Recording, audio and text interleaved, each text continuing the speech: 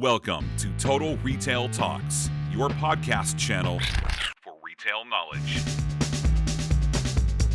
Hello and welcome to this episode of Total Retail Talks. I'm Joe Keenan, the editor-in-chief of Total Retail. I am joined by Isabelle Darby, the director of marketing at PaperSource. We're here, Izzy and I are here at the CRMC event in Chicago, and Izzy actually just was on stage giving a presentation at the show here, so we're going to talk to her a little bit about that, as well as kind of the overall PaperSource business. So thanks for joining me, Izzy. Yeah, thanks for having me.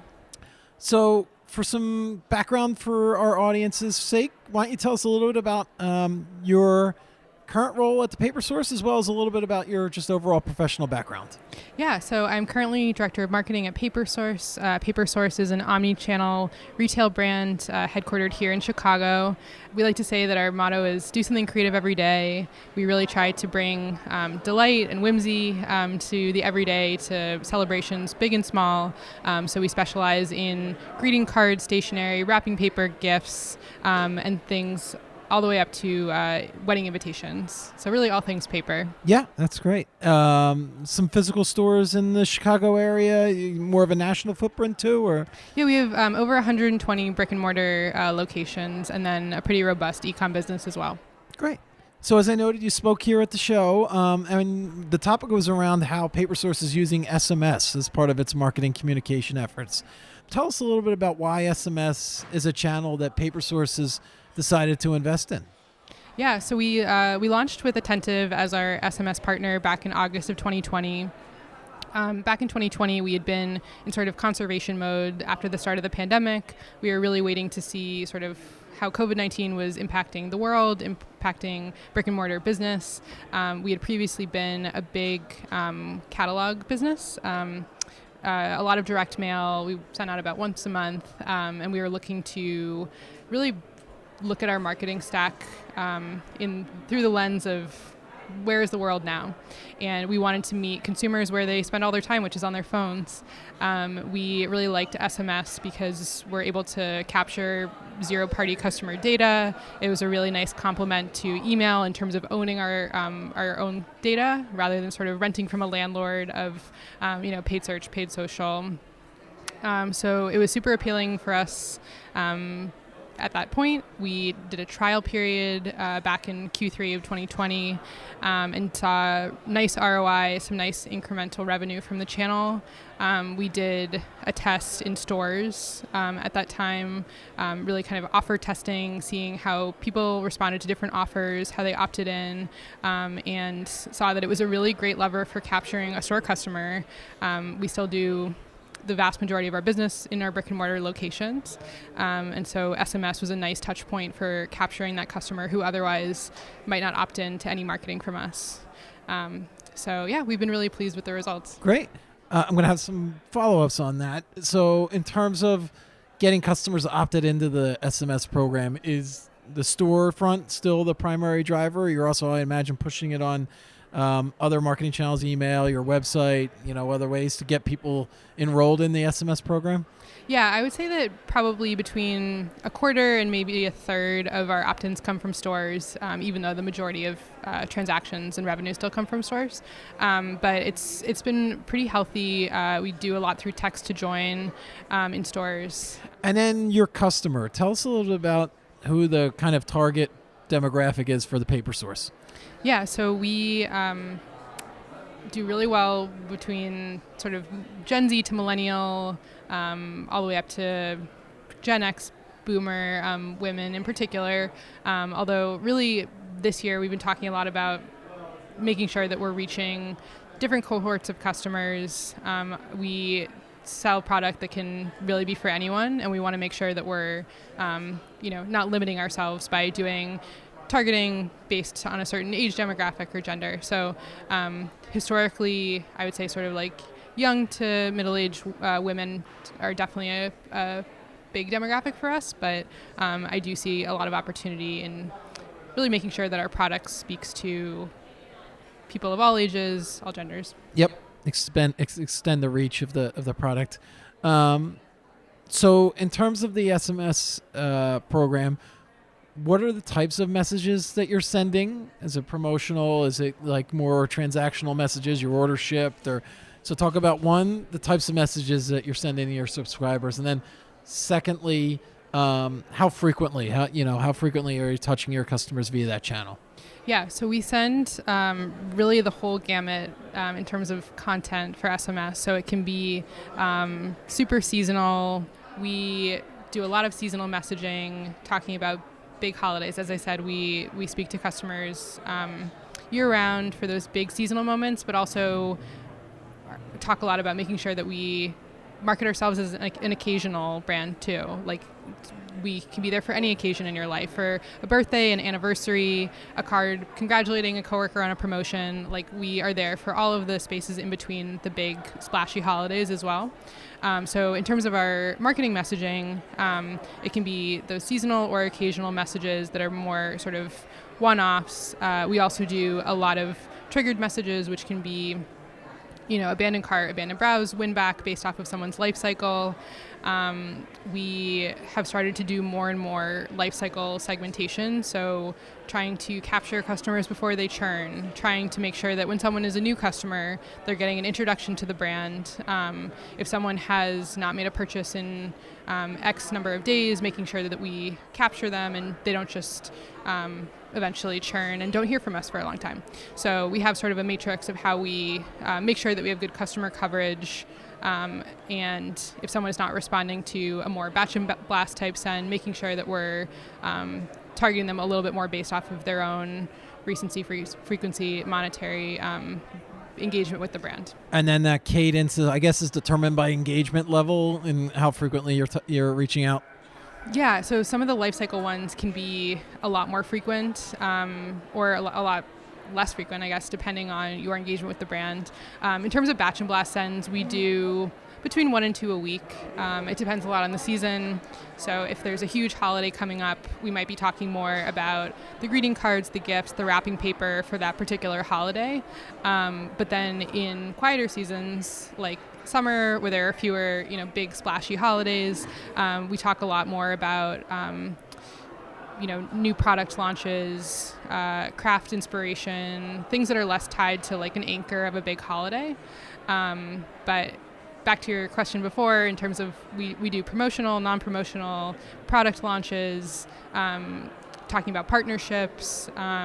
So it's not always product driven, right? You're not always, there could be you're driving people to a piece of content or some other, interaction with the brand, not always necessarily trying to make it transactional. Definitely. And we also have been doing a lot more conversational SMS. So this is one of the things I talked about on stage today, where we have tried to really ask our customers what they're coming to us for, to make sure that we can supplement their customer profile with what they actually care about. So an example is in our welcome journey, if someone gets the welcome offer, which is a 10% new customer code, if they don't use that within the first day, we say, what are you looking for? Text 1 if you're looking for gifts, 2 if you're looking for cards, 3 if you're looking for wrap, whatever it is. And then we're able to further define for that customer where to find it, some inspiration, some ideas for how to use that new welcome code based off of a category that they're actually looking for. And making it super easy for the customer, just texting, 1, 2, 3, make it, and then trying to personalize the journey based on their response. As you said, you're learning from the program and learning about your customers. What are some of the customer data that you've unearthed through this campaign, and how are you trying to use that to improve future campaigns? Yeah, I've been really surprised with some of this zero-party data capture with things like the conversational SMS. I've been shocked at some of the categories that new customers are interested in. So, for example, gift, in terms of our business, is a huge piece of it. And I thought, everyone coming in as a new customer is going to say gift or greeting cards. Like, those are two of the big things we're known for. But actually, craft has been the number one response from that conversational SMS journey. So that has been shocking. And it's told me that we should be doing more craft content. Yeah, that's direct more efforts and resources towards that. Do you think that might have been a kind of a side effect or an outcome of COVID? People were spending more time at home. They were doing some things, craft projects that might have been kind of seen that ramp up of that business and then try to continue that momentum? Definitely. And I also think that we've seen a store customer, craft is really big in our stores. A lot of people come in looking for a certain craft item, and our store associates can help guide them to the perfect stamp or heat tool or embosser or whatever it is in our stores. We've seen at least during COVID, we saw a lot of customers migrate online when they didn't feel comfortable going into a store. So I think that was an effect. Definitely more time at home, more time with wanting to occupy kids. So craft has been really popular there. Yeah, that's interesting. And then I imagine your SMS program is in collaboration or in tandem with some other marketing channels. So email, I guess you're messaging your customers through that channel. Talk a little bit about how it fits in kind of the overall mix of your marketing strategy. Yeah, so SMS definitely goes hand in hand with email. Huge for customer retention, huge for lifecycle marketing. We are able to use our customer data platform, which is Optimove, to do some sort of ranking of what message a given customer should receive on a given day to make sure that if they qualify for a birthday message and the regular seasonal promotional message of that day and an SMS, like we want to make sure they don't receive 20 messages from PaperSource on a given day. Right. I don't think anyone wants that. No, you don't want to bombard them and definitely not scare them off. Yeah, so we are able to do sort of a prioritization through Optimove to say on this given day, the most important message for someone to receive is the happy birthday one. That's first and foremost just sort of like a great way to reward a customer and to show like we're keeping track of this and this is important to us.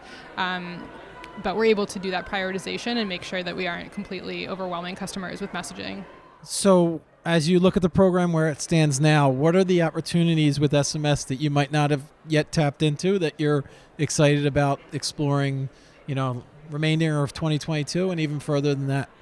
Yeah, so I'm excited. There's a new API integration that we're going to be working on soon with Attentive, where we're able to do more like back in stock type messaging, which I think is a huge opportunity. Once it's set up, it takes very little effort on our team's side and is just a great way to make sure that we're getting that in front of the right customers. I think more transactional messaging, just leveraging the channel to really have it be a great customer experience from start to finish. I know that for all the brands that I get messages from that are like, your order has been packed, your order has shipped, your order should be arriving today. Like that is just such a great high touch way to interact with a brand. So I want to get us there soon. You bring up a good point. Are you using SMS at all? And this isn't your maybe necessarily purview, but for service kind of messaging, like customer service requests, is that happening yet, or is that potentially an opportunity that you could leverage going forward? We're not using it for that right now. I definitely think it's an opportunity. We've talked about integrating with Zendesk to be able to have it be, more of like a clienteling platform to really feel like someone has that ease at their fingertips to communicate with us directly. So definitely another opportunity. And then lastly, we've talked a lot about SMS, but there's other pieces of the marketing strategy, and there's other channels and opportunities. I'm interested in what you're targeting, what you're focused on for PaperSource for the rest of this year. Yeah, definitely. We're looking at loyalty. We're looking at really treating customers as VIPs. That's something we've been talking about for years. And then the pandemic happened. We had a few curveballs thrown in there, but definitely I have my eyes set on customer loyalty and sort of a full membership program. Do you have an established loyalty program in place now, or is that something that the brand is going to be looking to invest in going forward? Yeah, we don't have a formal loyalty program at the moment. We've done sort of what we call Loyalty Light, where we've done some sort of low-hanging fruit in the loyalty space, rewards, some incentives, but not a formal loyalty program at the moment. Okay, great. Well, I want to take the opportunity to thank Isabelle Darby, the Director of Marketing at PaperSource, for joining us here on this episode of Total Retail Talks at CRMC. Thank you, Izzy. Awesome. Thank you so much. Thanks for listening. For more information on this podcast, please check out our podcast channel page at mytotalretail.com/podcasts for show notes. Total Retail Talks is available on Apple Podcasts, Google Podcasts, Stitcher, and Spotify. Make sure to subscribe on our podcast channel page as well. If you've enjoyed this episode, please take a few moments to rate and review this podcast. Thanks, and until next time, this has been Total Retail Talks.